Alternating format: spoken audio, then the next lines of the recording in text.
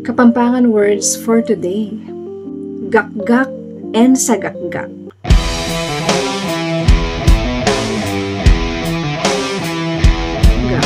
Gakgak is a verb which means croak or roar pertaining to an animal.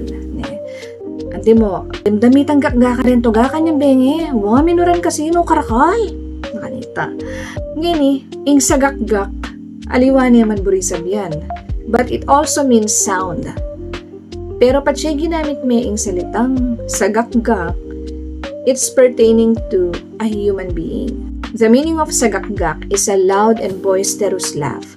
Itang ailing mamaltok, malutong masigla.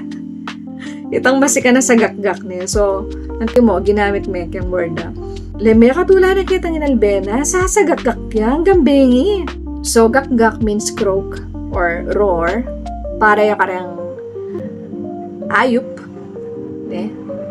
Para ya karang animal. Animal o ayup. Ing sagakgak, para ya kayang tao. Pag pala sinabi mong ayop, it's a bird. So, pelitan kinanong kapampangan na ning hayop. Animal, di ba? But we don't pronounce it as animal. Ingaos tamo kyung animal, king kapampangan animal. Nyami pa kay Liko. Anyway. Rico. Dakala salamat po ako po El Takashi. If you like my content, please hit follow or subscribe. God bless po.